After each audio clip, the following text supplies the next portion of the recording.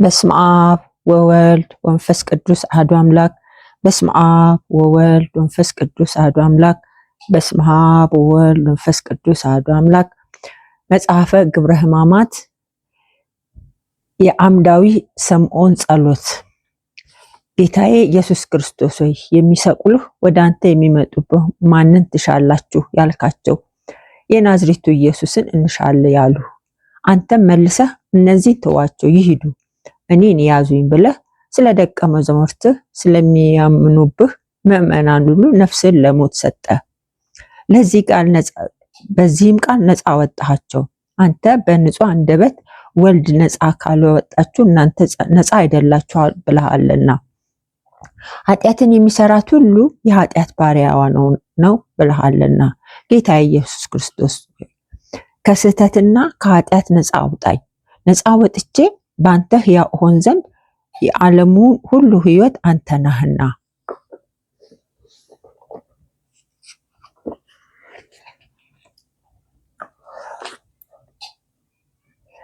ረቡዕ ሌሊት 6 ሰዓት ላይ የሚነበብ ክፍል 2 ስለ 10 ደናግል ንዑድ ክቡር የሚሆን ቅዱስ ዮሐንስ አፈወርቅ የተናገረው ድርሳን ይህ ነው። ልመናው በረከቱ ከኛ ጋር ለዘላለም ይኑር አሜን። ቅዱስ ዮሐንስ እንዲህ አለ። ወንድሞቼ ሆይ በዚህ ዓለም የሚሆነውን ኑሯቸውን ፈጥነው የሚሄዱትን ዘመኖቻችንን የሰዎችን ስራዎች በዚህ ዓለም የሚደርስባቸውን ብዙ የሆነ ድካማቸውንና መከራቸውን እንደ ጥላ የሚያልፈውን ብልጽግናውንና ክብሩን ጸንቶ የማይኖር ትምክታቸውን ባሰብኩ ጊዜ አዘንኩ፣ ልቡናዬም ደነገጠብኝ። አወጣጧ ስለሚያዘገየው ስለዚህ ሰዓትና ስለዚያች ፍርድ ስለሚደረግባት ቀን ስለሰራን ኃጢአትና በደል ሁሉ በተጠየቅን ጊዜ የምንመልሰው ቃል የማገኝበትን ጊዜ አሰብኩኝ። ከዚህም በኋላ እጅ መንሻ መቀበልና አድሎ ወደሌለበት ወደ እውነተኛው ፈራጅ አሰብኩ። የሚያስፈራውና የሚንቀጠቀጥ ግብር የተመላ ረቂቅ ፍርድን ተመለከትኩ።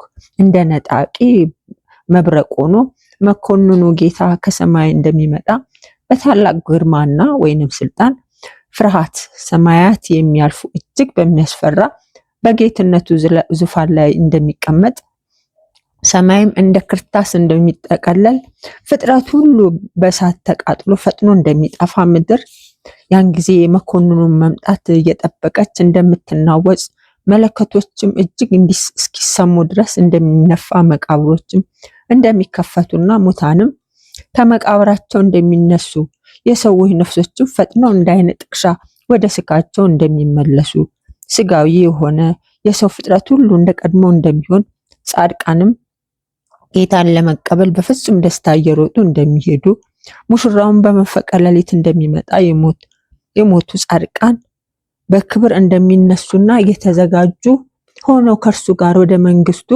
እንደሚገቡ በሰነፎቹም ፊት የሰርጉ ቤት በር እንደሚዘጋ ወንድሞቼ ሆይ ይህ ሁሉ ባሰብኩ ጊዜ የሐዘን ውዝዋዜ ያዘኝ። ስለ ኃጢአቴና ስለ በደሌም ልቤ ደነገጠብኝ።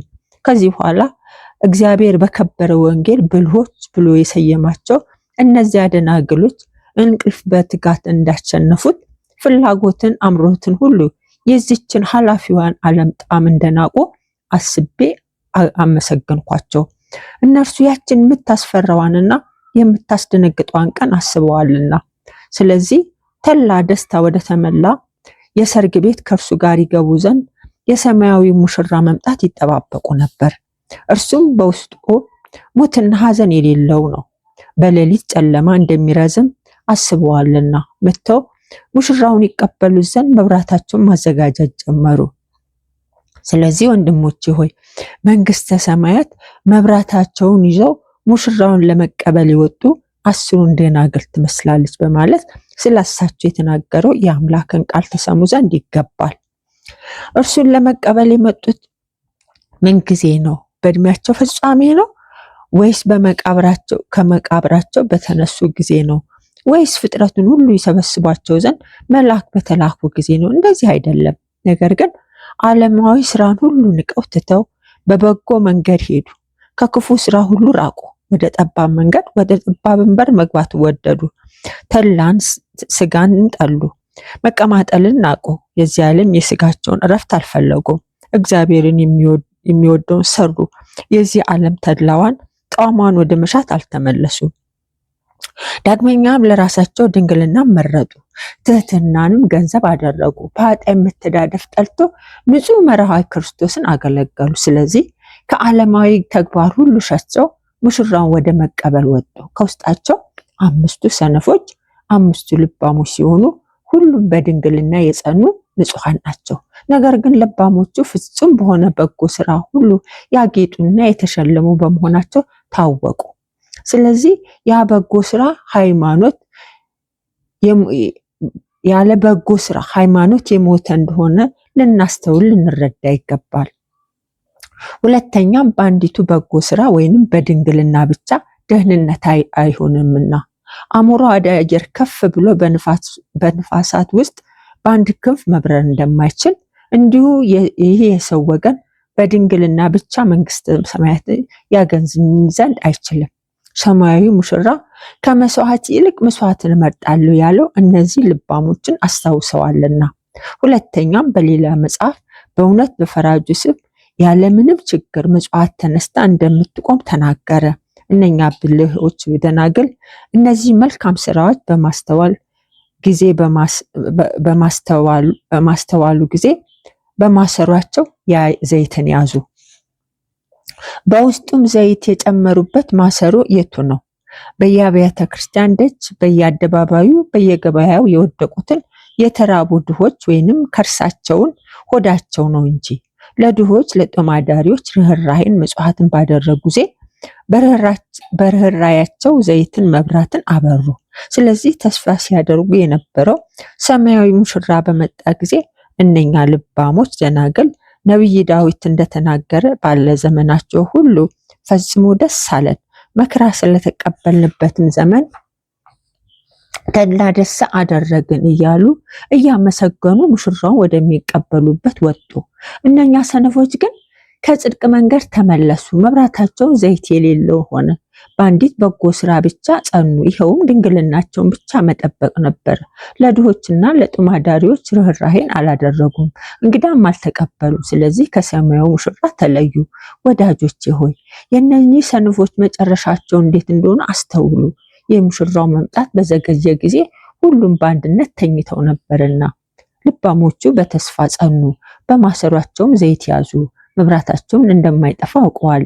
ሰነፎች ግን የርኅራኄ ስራ አልሰሩም፣ ድሆችንና ጦማዳሪዎችን ቸል አላቸው። ስለዚህ ከሰማያዊ ሙሽራ ተድላ ደስታ ተወገዱ። ወንድሞቼ ሆይ እርግጠኛውን ዛሬ እኔ እገልጥላችኋለሁ።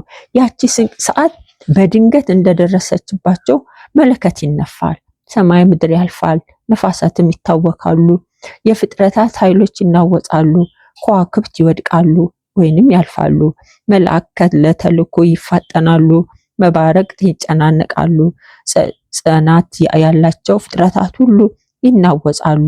መኮንኑ ጌታ በመንፈቀ ሌሊት እንጂ በቀን አይመጣምና።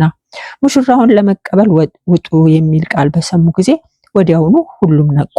መብራታቸውን ያልያዙ የልባሞቹ ግን በምጽዋታቸው ቅባት መብራታቸው ይበራ ዘንድ እጅግ ደስ አላቸው። የሰነፎቹ መብራት ጠፋ፣ በውስጡ ዘይት አላደረጉም። ስለዚህ ልባሞቹም መብራታችን ጠፍቷልና ከዘይታችሁ ዘይት ስጡን አላቸው። ሰነፎች ሆይ በልባሞች ዘንድ የምትሹት ከንቱ ነው፣ የሕይወታችሁ ፍጻሜ ደርሷል። ይህ ኃላፊው ዓለም አልፏልና ሁለተኛም የሚሆን ነገር የለም። ሰርቶ የሚጠቀሙበት ጊዜ አልፏልና ወደ ሙሽራው መምጣት ታዝኑ ዘንድ አይገባችሁም። ያለ ዘይት መብራት እንደማይበራ እንድታስቡ ይገባል። ከዚህ በኋላ ከዘይታችሁ ዘይትን ስጡኝ አላችሁ። በሌላ ስራም ማን ፍርድ በሚቀበለው እንደሌላው አንዱ የዘራውን ያጭዳል እንጂ ይህንን አታውቁምን? ልባሞችም እንዲህ ብለው ይመልሱላቸዋል፣ ለእኛና ለእናንተ አይበቃም። ለእናንተ ወደሚሸጡ ሂዱ፣ አንዲት ሰዓት እንጂ ከእርሷ በቀር ጊዜ የላችሁምና ፈጥናችሁ ሂዱ። ሙሽራውም ሳይመጣ በሩ ሳይዘጋ ለድሆች ምጽዋትን አድርጉ፣ ወደሚሸጡም ዘንድ ፈጥናችሁ ሂዱና ግዙ። ሰነፎችም ልባሞች የሚሸጡ እነማን ናቸው ይሏቸዋል። ልባሞቹም መልሰው ሰነፎች ሆይ እውነትን ትናገራላችሁ፣ የሚሸጡትን አታውቋቸውምና ከሚሸጡት ዘንድ መርምሮ መገብየትን አልለመዳችሁምና ይሏቸዋል። የሚሸጡ የሚባሉት ድሆችና ጦማዳሪዎች ናቸው። እነርሱ በፍርድ ቀን ወደሚፈረድባቸው ኃጥአን ስለ መከራቸው የሚያዝኑ፣ የሚተክዙ፣ የሚጮሁ ናቸው። ዘይቱን ሊገዙ በሄዱ ጊዜ ሙሽራው ደረሰ። የተዘጋጁት ልባሞች ከእርሱ ጋር ገቡ፣ በሩም ተዘጋ። የተወደዳችሁ ወንድሞች ሆይ መጽናኛ የሌለው ይህ ሐዘን እንዴት የጸና! እነኚህ ሰነፎች ርኅራኄ ከማድረግ እንዴት ቻላሉ? የተወደዳችሁ ወንድሞች ሆይ ስሙ። እነኚህ ሰነፎች ሊገዙ እንደሄዱ ፍጥረት ሁሉ የሚጠባበቀው ሙሽራው ደረሰ። ታላቁ ተድላ ደስታ መጣ። የጻድቃን ተድላቸው መጣ። የደጋጎች አለኝታቸው መጣ። ያዘኗት የሚያረጋጓቸው መጣ። የታሰሩት የሚፈታቸው መጣ። ለታገሱ ተድላ ደስታቸው መጣ። የወደቁትን የሚያነሳቸው መጣ። የተዋረዱትን ከፍ ከፍ የሚያደርጋቸው መጣ። የተፍገመገሙትን የሚደግፋቸው መጣ። በመንፈቀ ሌሊትም ታላቅ ብርሃን መጣ። ልባሞቹ በተዘጋጁ መብራታቸው ሙሽራውን ተቀበሉት። አብረውም የዘላለም ፍጹም ተድላ ወዳለበት ወደ ሰርጉ ቤት ገቡ። በገቡም ጊዜ በሩ ተዘጋ። ወንድሞች ሆይ እኔ ያን ቀን ባሰብኩ ጊዜ በሰነፎች ላይ የሚሆነው ፍርሃትና መንቀጥቀጥ ሐዘንም እጅግ ደነገጡ። በዚያ ቀን ወደ ሰርጉ ቤት ለመግባት የወደዱ አልገቡምና ሙሽራውን ያዩት ዘንድ የወደዱ እነርሱ አላዩምና ስለ እርሱ ብለው ይህ ዓለም የተውለት በውስጡ የሚገኘውን ተድላ ደስታ የተውለት ስለ እርሱ በጠባብ መንገድ ይሄዱለት ስለ እርሱ ድንግልናቸውን በንጽህና የጠበቁለት ስለ እርሱ ከዓለማዊ ፍላጎት የራቁለት ነገር ግን ከዚህ ሁሉ ጋር ለድሆችና ለጦማዳሪዎች ምጽዋት አላደረጉም። ስለዚህ ሰማያዊ ሙሽራ ክርስቶስን ለመቀበል አላደላቸውም። ስለዚህ የመንግሥተ ሰማያት በር በፊታቸው ተዘጋ። በመጡም ጊዜ አቤቱ አቤቱ ክፈትልን እያሉ በሩን አንኳኩ። ጌታም በቁጣ ቃል እንደማላውቃችሁ እውነት እላችኋለሁ ብሎ መለሰላቸው። ወንድሞቼ በእነኚህ ሰነፎች ደናግል ላይ የሆነውን ድንጋጼና የሐዘኑን ጸጸቱን ምን ያህል ይብሳል! ይህን ቃል ከመላእክት አልሰሙምና ራሱ ጌታ ተናግሯቸዋል እንጂ በሚናገራቸውም ቃሉን በሚሰሙ ጊዜ ፊቱን ማየት አልተቻላቸውምና አቤቱ አታውቀምምን? እኛ ከእናታችን ማኅፀን ጀምረን በአንተ ጸንተን የኖርን ከጉልምስናችን እስከ ዛሬ የተከተልንህ አይደለንምን? ስላንተም ድንግልናችንን በንጽህና የጠበቅን ስጋችንን ያነጻን ሰውነታችንን ያላረከስን በቀኝህ በልዕልና እንቀመጥ ዘንድ አንተን ተስፋ ያደረግን እኛ ደናግል አይደለንም ብለው ይመልሱለታል። አሁን ጌታችን ሆይ በፊታችን በሩን ዘግተህ አላውቃችሁም ትላለህን? ጌታም መልሶ በእውነት አላውቃችሁም ይላቸዋል። እነርሱም ጌታ ሆይ እንደምን አታውቀንም ይሉታል። ጌታም ተርቤ አላበላችሁኝም፣ ተጠምቼም አላጠጣችሁኝም፣ እንግዳ ሆኜም አልተቀበላችሁኝም፣ ታርዤም አላለበሳችሁኝም፣ ታምሜም አልጎበኛችሁኝም፣ ታስሬም ወደ እኔ መጥታችሁ አላነጋገራችሁኝም ብሎ ይመልስላቸዋል።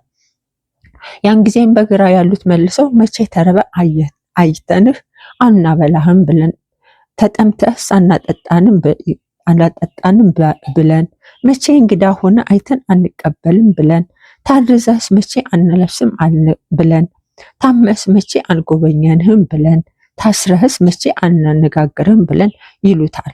ከዚህም በኋላ ንጉሱ መልሶ እውነት እላችኋለሁ ከነዚህ ከትናናሾቹ ወንድሞቼ ለአንዱ ያላደረጋችሁትን ለእኔ አላደረጋችሁትም ይላቸዋል።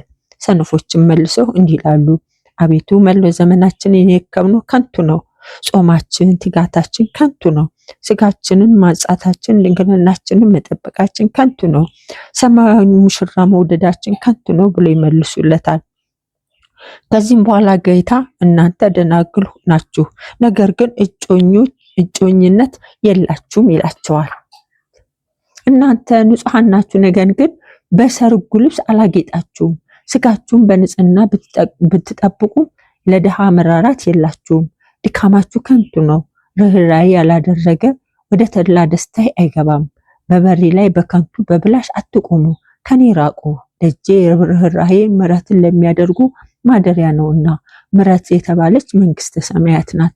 መንግስተ ሰማያትን እኔን ለሚመስሉ ክፍላቸው ናት። ለድሆች ለሚራሩላቸው፣ ጆሮአቸው የችግረኞችን ልመና የሚያዳምጥ፣ ስለ ወንድሞቻቸውና ስለ ወዳጆቻቸው መከራ ለሚያዝኑና ለሚተክዙ፣ ስለ ድሆችም ጩኸት ለሚያለቅሱ፣ ለምግባቸው ሆዳቸው ለተራበ ለሚያጠግቡ እድል ፋንታቸው ናት። ለተራቆቱት ልብሳቸውን ለሚያለብሱ፣ በሽተኞችን ከማገልገል ቸል ለማይሉ፣ ብርድ ለሚሹ ከገንዘባቸው ብድር ለሚሹ ከገንዘባቸው ለሚያበድሩ፣ ያዘኑትን በቃላቸው ለሚያረጋጉ፣ እንግዳን ተቀብለው በቤታቸው ጥላ ውስጥ የሚያሳድሩ፣ የመበለቶችን የሙት ልጆችን የችግራቸውን ክብደት የሚያቃልሉ፣ በእኔ ለሚያምኑና ትእዛዜን ለሚፈጽሙ ሁሉ ክፍላቸው ናት። እነዚህ በእኔ ጋር ይኖሩ ዘንድ ዝግጁ ይሆናሉ፣ የዘላለም ተድላ ደስታ ወዳለበት መንግስት ይገባሉ። ስለዚህ የተወደዳችሁ ወንድሞች የጌታችንን ትእዛዝ በእኛ መፈጸም ይገባናል። ቃሉን አናቃል፣ ለድሆችና ለጦም አዳሪዎች የሚሻቸውን ምን አንከልከላቸው፣ በጎ መስራትንም ቸል አንበል። እግዚአብሔር ጸሎታችንን ሰምቶ ልመናችንን ተቀብሎ ይቅርታውን፣ ቸርነቱን፣ የጸጋውን ብልጽግና ድሆችን ስለመመጽወታቸው ስለራራንላቸው ያሳድርብን ዘንድ ቃሉን አናቃል። ወንድሞች ሆይ ርኅራኄ ያላደረጉ እነኛ ደናግል ከብር እንደተመለሱ ከሰማያዊ ሰርግ እንደተባረሩ አታዩምን? ስለዚህ ወንድሞቼ በዚህ ዓለም ቀንና ሌሊት ገበያና ገበያተኞች እያሉ መልካም ስራ መስራት እናስብ ዘንድ ለእኛ ይገባል።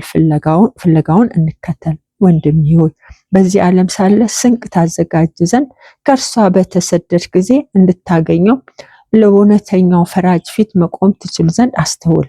ሰማያዊ ሙሽራ የሚመጣበት ጠብቀህ ትቀበለው ዘንድ የተዘጋጀህ ሁን። አንተስ ለበጎ ስራና ለምጽዋት ቸል አትበል። በሚያስፈራው አደባባይ በባለሟልነት ትቀርብ ዘንድ ከክፉ ነገር ሁሉ ራቅ። በዚያች ዕለት ከበጎ ስራ ሁሉ ባዶ ሆነን እንዳንገኝ ለራስህ እወቅ። ነገር ግን በጻድቃንና በመላእክት ፊት እንዳያሳፍርህ ወደ ፈራጅ እግዚአብሔር በማንጋጠጥ ለምን። ወዳጅ ሆይ የማይጠፋ የቁጣውን እሳት ለድሆች በመመጽወት አቀስቅስ። በእውነተኛው ፈራጅ መባ ውስጥ ከውስጣዊ ልቦና ወደ እርሱ ጩህ። እርሱ በንስሐ ከተመለሱ ለኃጢአተኞች ስርየትን ይሰጣልና።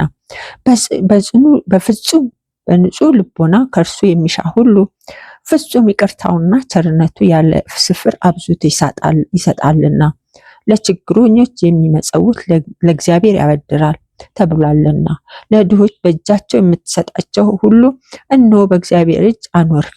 እርሱ ወይንም ገንዘብህን በመከራ ቀን በፊቱ በቆምክ ጊዜ ታገኘዋለህ። በዚያች በምታስፈራዋ ቀን ኃጢአትን ያስተሰርይል ዘንድ ለድሆች ምጽዋትን ስጥ። ከጌታ ፍርድ ትድን ዘንድ ብትወድስ በዚህ ዓለም ለድሆች ስጥ። ከልብ የሚያዝኑትን አረጋጋቸው። እነሆ እግዚአብሔር በአንተ ደስ ይለዋል። ወዳጅ ሆይ በዚህ ዓለም የምትፈልስበት ሰዓት በቀረበ ጊዜ ለልጆችህና ለወንድሞች ለዘመዶች ገንዘብን ለማካፈል ብትወድ ነፍስህ በፍርሃት ቦታ ትኖር ዘንድ የድሆችን ፋንታቸውን አስቀድመ እርሱን በምትሻ ጊዜ መልካም ስንቅ ይሆንልሃል።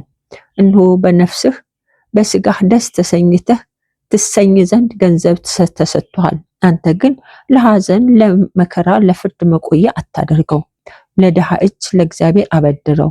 እግዚአብሔር ያንተን ባለዕዳ ይሆን ዘንድ ዘርህንም በመልካም ምድር ላይ ዝራ። ስለ አንዱ ፈንታ 30 ወይም 60 100 ያፈራልህ ዘንድ በመከራ ፍርድ መዳን በምጽዋት ዋጅ። እውነተኛው ፈራጅ ክርስቶስ ከኃጢአት ዘንድ እጅ መንሻ ይቀበላልና እነሆ ፍጹም ባለሟልነትን ያገኛል። እርሱ ከነኚህ ከተናናሾቹ ለአንዱ ያደረጋችሁ ሁሉ ለእኔ ያድርጋችኋል ብሏልና። ባለጸጋ ሆይ ልዑል እግዚአብሔር በገንዘብ ላይ የሾመህ በነፍስህ በስጋህ ተድላ ደስታ ታደርግበት ዘንድ ትእዛዙን ትፈጽም ዘንድ ለድሆችም ትመጸውት ዘንድ የዘላለም ሕይወት ይሰጥ ዘንድ እንደሆነ አስተውል። እንዲህ ብሏል፣ አንተ ግን ለድሆች ምጽዋትን ትሰጣለህ፣ እኔም እጄን ዘርግቼ ካንተ እቀበላለሁ። የታረዙትን በምታለብሳቸው ጊዜ ለእኔ ታለብሰኛለህ። እኔ በሰማይ በምድር ሙሉ ስሆን እንደ ልብስ ብርሃንን ተጎናጽፌ በአብ እሪና ኑራለሁና። የታሰሩትን በምታረጋጋቸው ጊዜ በመካከላቸው ሆኜ በዚያ ተገኘኛለህ። በሽተኛውን በምትጎበኝ ጊዜ ከእርሱ ጋር ባልጋው ላይ ሆኜ ዳግመኛ ታገኘኛለህ። በቦታ ሁሉ የራኩ አይደለሁም፣ ትእዛዜን በምትፈጽምበት ዘንድ እኔ ካንተ ጋር እኖራለሁና። ችግረኞችን የምትረዳቸው እኔ ነኝና ለድሆች የምታደርገው ሁሉ ለእኔ ማድረግህ ነው። እኔም በእርሱ ፈንታ በጎ ዋጋህን እከፍልሃለሁና። በቤት ውስጥ እንግዳ ባሳደርክ ጊዜ እነሆ ከእንግዳው ጋር በማደሪያ አስገባኸኝ። እንደዚህ በሚያደርግ ቁጣው ከኔ ይርቃል፣ ወደ ሕይወት ወደብም አደርሰዋለሁ።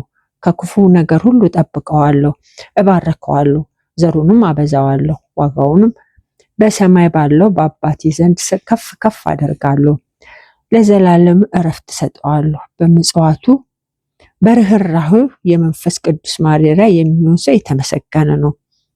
ስለዚህ እውነተኛው ሙሽራ ከሆነ ከጌታችን ከመድኃኒታችን ከኢየሱስ ክርስቶስ ጋር ወደ ሰማያዊ ሰርግ ለመግባት የተገባን ያደርገን ዘንድ እግዚአብሔር አብ እንለምነው።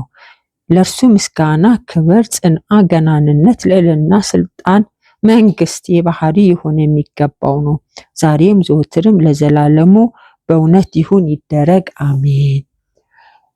የአምዳዊ ስምዖን ጸሎት። ጌታችን ኢየሱስ ክርስቶስ አዳምን ነፃ ታወጣው ዘንድ በጥፊ መመታትን የተቀበልክ፣ ከድንቁርናዬ ከጨለማ ነፃ አውጣኝ፣ የፊትህ ብርሃን አብራልኝ። አንተም የሚመለከት ቃልህን የሚሰማ ይዳናልና። አንተ የአብ ብርሃን ነህና መላእክትም ከፊትህ ብርሃን ይመላሉ። በየነገዳቸው ረቂቅ እውቀትን ካንተ ገንዘብ ያደርጋሉ። ከእግዚአብሔርነትም ግርማ የተነሳ ይንቀጠቀጣሉ። አጋዕዝትም ስልጣናትም በጌትነት ግርማ የተነሳ ይደነግጣሉ። መሬታውያን እጅ ጸፋችሁ። ለትዕግስትህ ክብር ይገባል፣ ለትህትና ምስጋና ይገባል፣ ዛሬም ዘወትርም ለዘላለሙ አሜን። የሰማነውን በልባችን ያሳድርብን። የሰማነውን በደሙ በተግባር ለመግለጽ ልዑል አምላክ ይፍቀድልን። ምስጋና ለሱ ይሁን ዛሬም ዘወትርም ለዘላለሙ አሜን። ይቆየን።